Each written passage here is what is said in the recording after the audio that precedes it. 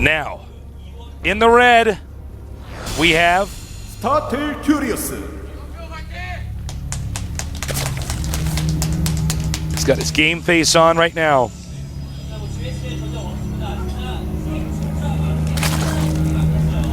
To our Protoss player. Nope, wait for it. In close proximity, representing the West from the site TeamLiquid.net, we have none other than, they call him Liquid Hawk. Liquid Huck. He has a lot of Korean fans here today. Yeah, he actually does. I can see in the audience. And actually, many Westerners have showed up as well. Okay, I have to admit that Zerg versus Protoss is my favorite matchup to cast.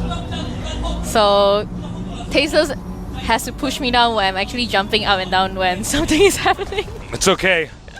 No, the energy is good.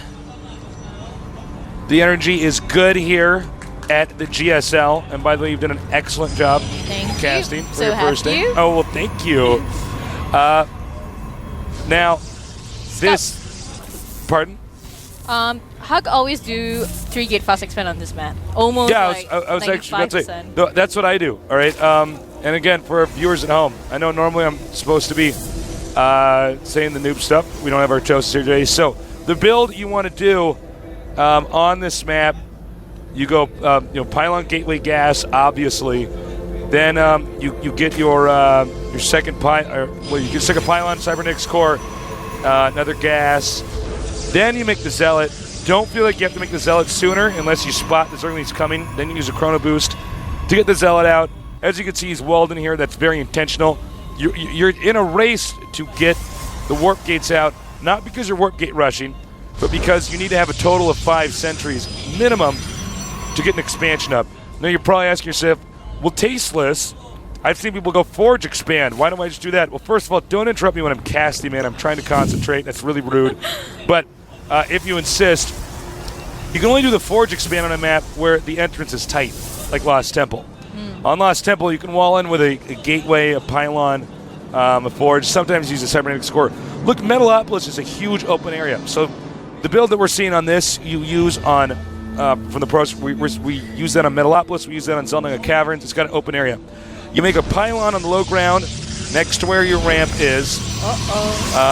And as you can see, they're the 3 gates he's going to get.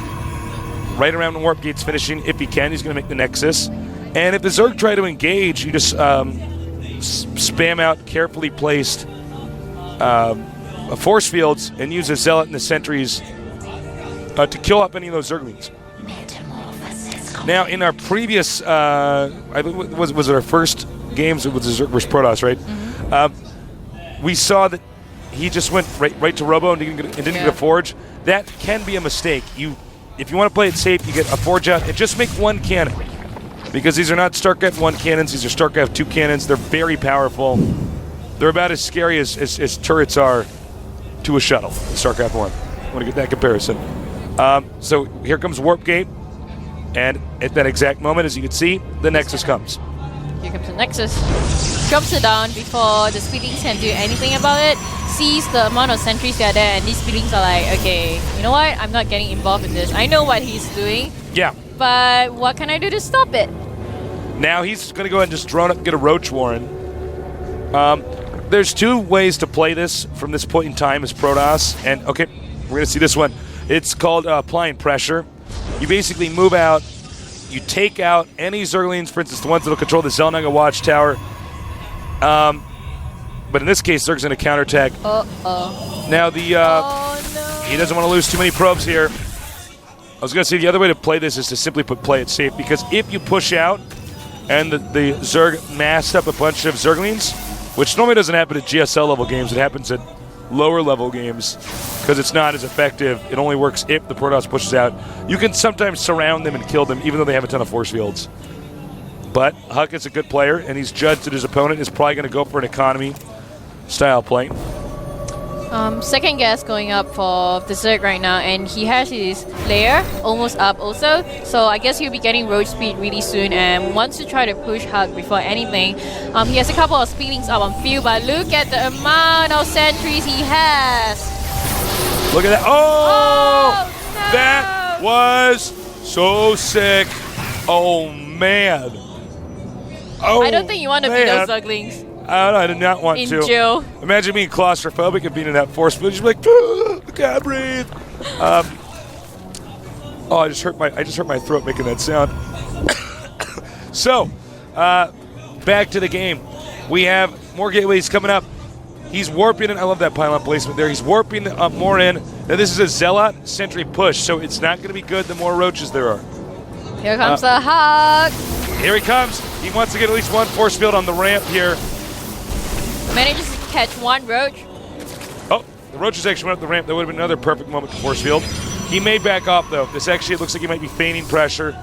Yeah, he's going to back up and take the gold, I believe. No, excuse me. He drops a pylon over there. I think he's going to warp in more units. Here comes the Stalkers, so he's going to be ready to push the Zerg right now. The Zerg better be ready for this. Looking at the army tab, he definitely doesn't have enough army to defend Hug right now. No, he does not. He needs to scout this. And by the way, I apologize for saying I thought he was going to take the gold. I'm not used to casting from this side. We have such a small screen. Garden shoot going up, and you do see Pulsar Beautiful. trapping. 4 roaches up front. You do see Stalkers doing a lot of damage to those feelings right now. Look at the amount of fossil that is on the screen. He's doing such a good job of boxing in these small groups of roaches. He's going to want to back up these sentries, let the Stalkers and Zealots tank the damage. Nice Guardian shield there. Actually, you know what? I don't know if the Zerg can hold this off. Well, when you see a Zerg actually bring all his drones out to defend, you do know he's going to lose that base. And if he loses his base, I don't think he can come back from this. You just can't be on one base, like in this phase of the game. His bar is almost up though. So is his road speed, but it's not going to save him at this point in time. If I look at his army count, he actually has only 1/3 of what Hawk has on the field at the moment. And I think Hawk is going to take this really convincingly. And that this is his first Code A win. Yeah, there it is, GG. Well done, Huck. Oh my god, that's so funny. Wait, Tasteless wants to run over there and punch him right now. No, it's like so funny because it's like going like this. It's like the guy's not even talking. Keep talking. No, you didn't. Yeah. So Huck, well done. He deserved the win. He played really, really well, and I gotta say, he way outclassed his opponent. It did show that he is kind of one level up ahead. One level up. Of Curious. Curiosity kills the cat. There you go. There you go. I just had to say that. Well, I guess that would mean that Huck, Curiosity killed the cat. Oh, well, that would make Huck not a cat. Yeah. But rather a ferocious lion. So. I don't know where I'm going with this. I don't know where I'm going with this. I just had to say I need to join the next game, though, before I forget.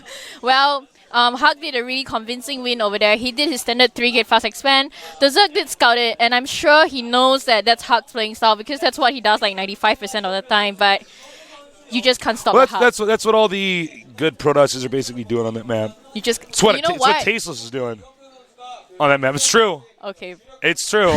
I'm just saying he's a very good player. But no, seriously, it's everybody on the ladder in Masters does that build. That's the build, guys at home. That's the build you want to do. I have to be slightly.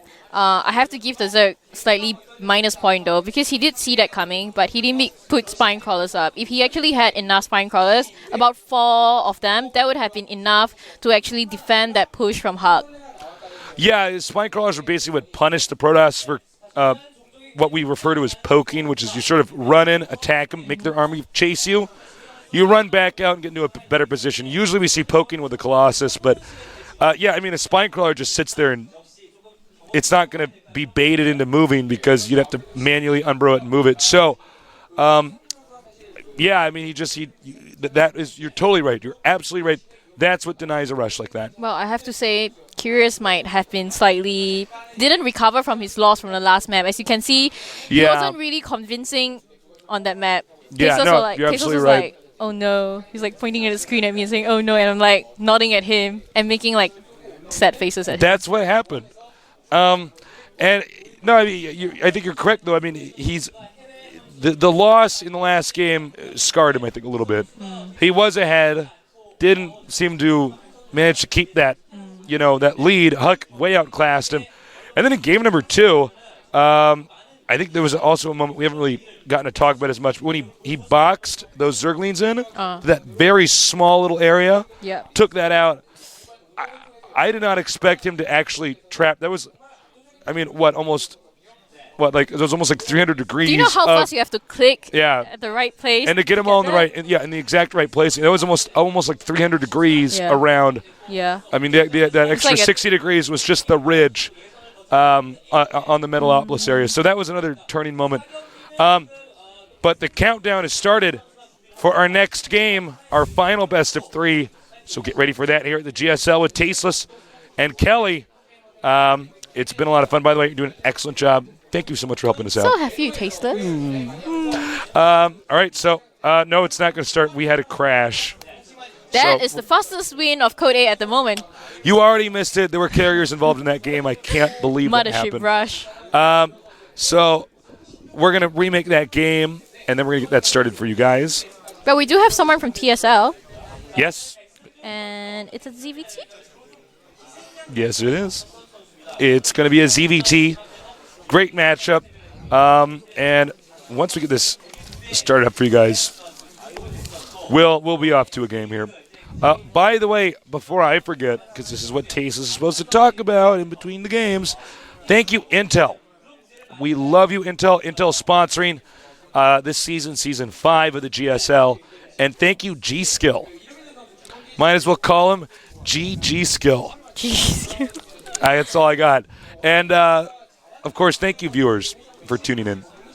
Without you guys, this wouldn't be possible. Kelly, myself, Artosis, everybody, we love esports, and we love sharing our passions with you guys. So thank you, and please spread the word. Now, the countdown started. The game is loading as I speak. Revival against Butterfly Effect. We're going to get that going when our Korean commentator's ready. So get ready.